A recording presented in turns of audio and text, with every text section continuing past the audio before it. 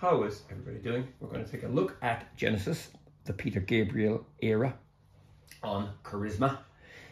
There is an album before these. It was titled From Genesis to Revelation. I'm not including it here, number one, because I don't have it. I did have it on CD and I got rid of it. I didn't really like it. Gabriel is on it, as well as Tony Banks and Mike Rutherford with other musicians. It was produced by Jonathan King and it was released on the Decca label. Sounds nothing like the prog rock outfit that they became. So let's check these out right now. Right, the first album was simply titled Trespass, and this is, we'd say, the blueprint for what the band became. It was originally released in 1970 and it contains Looking for Somebody, White Mountain, Visions of Angels, Stagnation, Dusk and The Knife. One of the best tracks on the album is The Knife. I like White Mountain as well and Visions of Angels.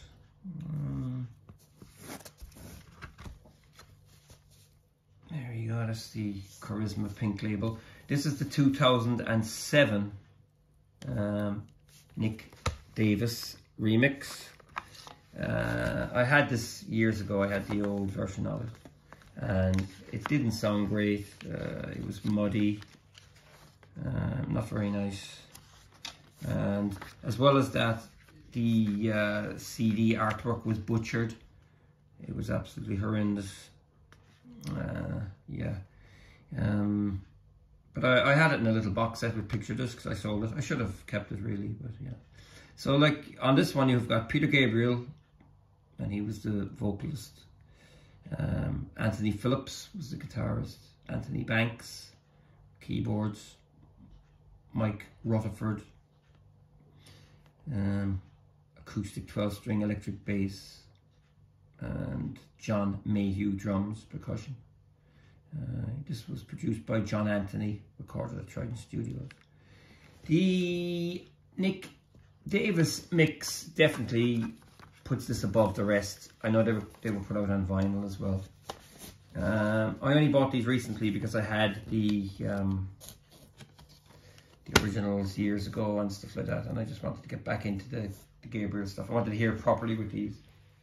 The Gabriel material is not as accessible as the Collins stuff. This kind of three phases to Genesis. You've got Gabriel, and then he leaves in 1975, and then you have the kind of, the prog still continues into the mid to late 80s, and then there's the kind of pop Genesis that became massively popular.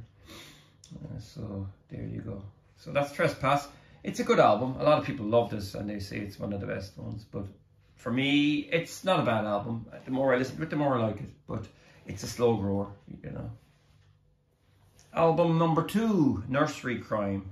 Great photo, or great painting on the cover. A bit disturbing. Now this one, there's a change in the ranks. It has a musical box in it. One of their best songs from this era. For Absent Friends, The Return of the Giant Hogweed. That's another good one as well. Seven Stones, Harold the Barrel. That's quite funny. Harlequin, and The Fountain of Salmachus, I think that's how you pronounce it. I love that as well. It's great. This one was released in 71, and again this is the Nick Davis 2007 remix. I really like this mix as well. It's superior to the old one. Also, these were also reissued in 1994 under the Definitive Edition Remaster. Now they're not bad actually, but my problem with them is that the back of every CD box has got a kind of a box, a white box that has the song titles on it, and it annoys me. Now for this one, John Mayhew had left and Phil Collins replaces him on drums, and the other guitar player Anthony Phillips, he did a runner, and Steve Hackett replaces him. So now we've got 2 new members, as well as Gabriel, Rutherford and Banks. And I think this is a stronger album than the first one. It definitely is a stronger album. It holds up a little bit better, a bit more concise and stuff like that. But yeah, I like it as well. It's not bad. Now, album number 3 is Foxtrot. This one is kind of the start of it for me, really, where I can really get into the band.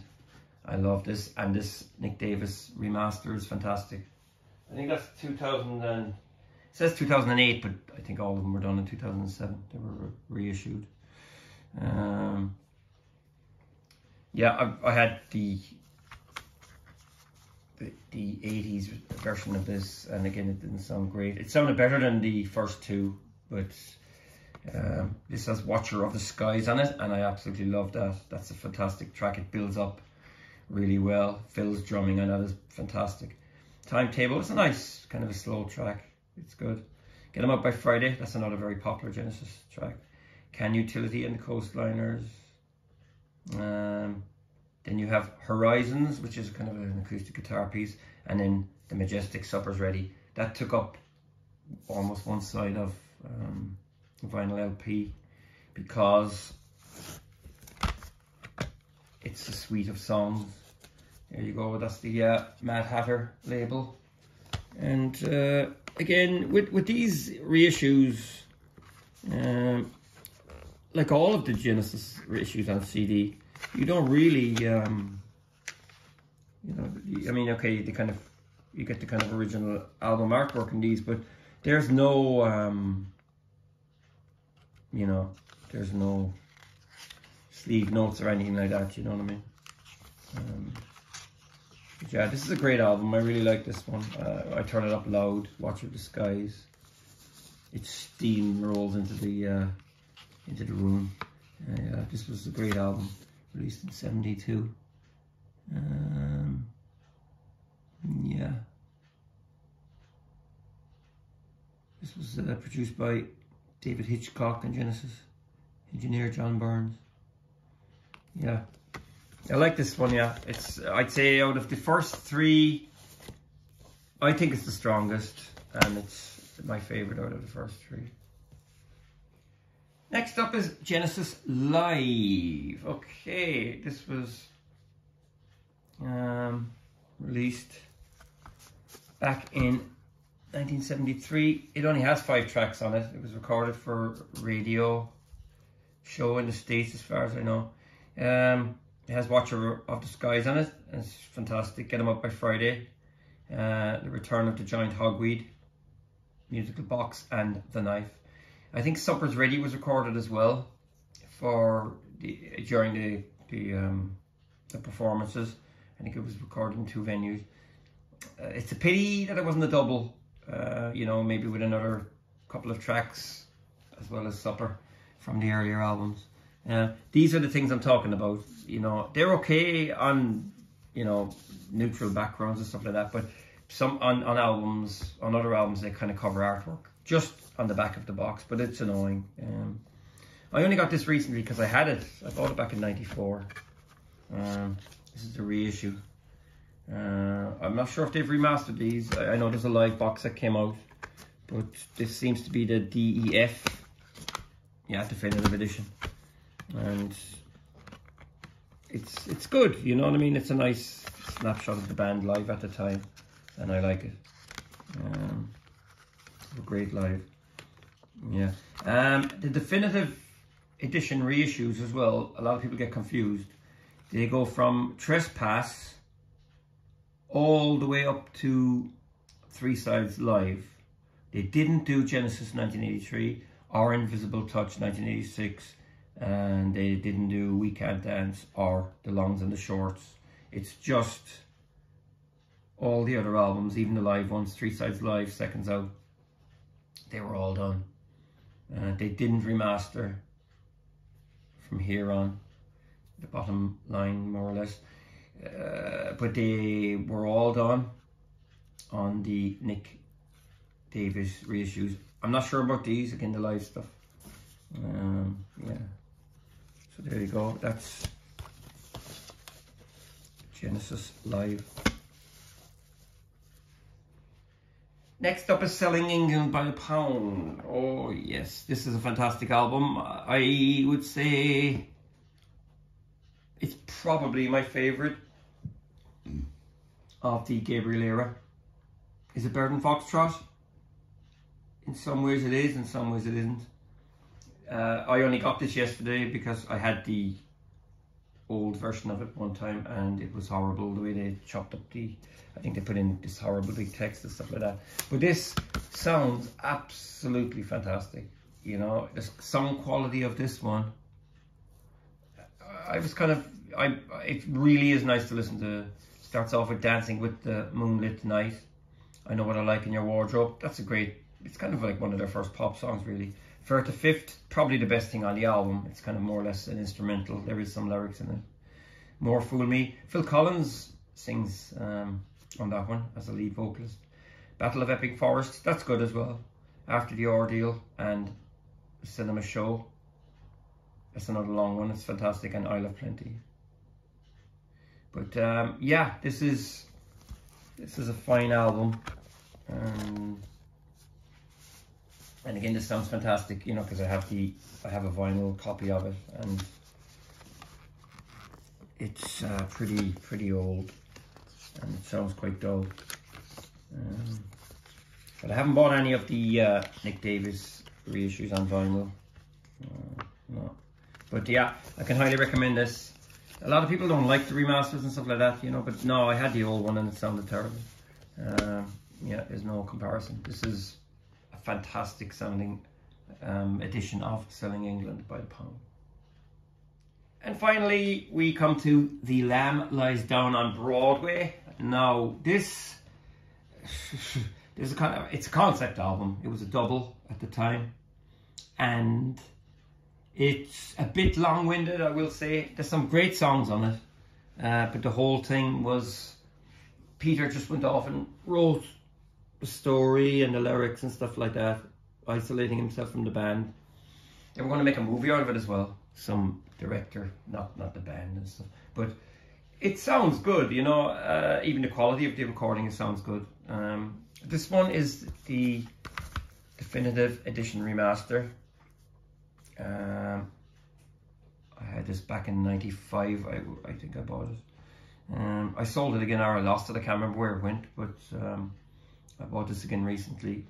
I haven't heard the Nick Davis reissue, but for me, disc one was always very accessible and very. I just liked, you know, I liked disc one. I'd always listen to that, and I never really bothered with disc two. But The Lamb itself is fantastic. Flying in Windshield, Broadway medley of '74. Cuckoo Cocoon is good. It's kind of disturbing as well. In the Cage, that's quite disturbing. The Grand Parade of Lifeless Packaging. Back in New York City, that's good as well. It's about a